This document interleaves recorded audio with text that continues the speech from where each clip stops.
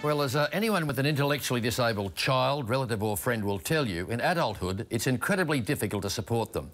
So to say the least, it's disheartening to hear that a major centre offering these mature children employment, education and stimulation is about to close its doors.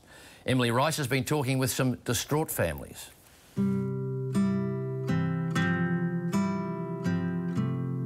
Every step in life has been tough for the McWork family. Christy was born with a chromosome disorder and at 25 has the mind and communication skills of a child. Mother Siobhan fears for Christy's future. And these kids don't have a voice. They need somebody to speak up for them, and that's what us parents are doing. We need people to hear us. Christy is among 140 intellectually disabled adults whose already challenging lives will be turned upside down with the closure of Churinga. For decades, the facility, set amongst bushland north of Melbourne, has been a stimulating support centre. It's a supervised and accepting place where they enjoy art, sport, education and have made lifelong friends.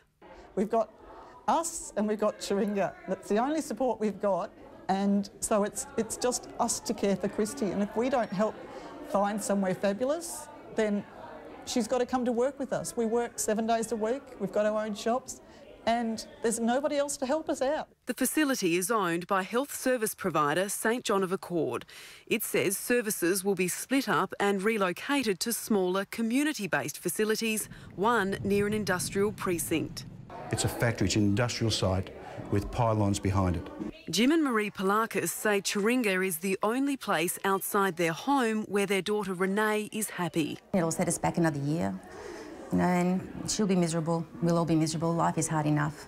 They're taking away her one safe place. If it's not home, it's Churinga. It's like putting kindergarten children out in the middle of Flinders Street and saying, look after yourself. Families instead want the facility upgraded, but the CEO of the not-for-profit organisation says the move is about modernising services. Well, certainly the overarching rationale for movement isn't about saving money. It's about changing the shape of the service model that we have so it's more socially inclusive.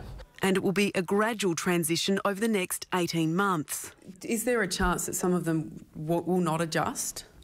Well, we plan to give them an awful lot of time to reacclimatise to a new setting. In recent years, there's been a major shift in disability policy. Governments and academics are now pushing for intellectually disabled people to be moved into more independent facilities instead of communal, safe and supervised housing and programs. This new model they have about being community inclusive just doesn't work, because when we're out in the community, you know, we're avoided. There's only a handful of really good people, but mostly it's, oh, you know, what's wrong with her? You know, and they do make a very noticeable circle around us. You know, so she needs to be somewhere where she's not judged, where everybody loves her. With centres like Churinga disappearing across Australia, parents are distressed by the long-term outlook.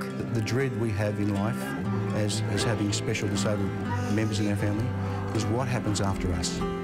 That's our nightmare.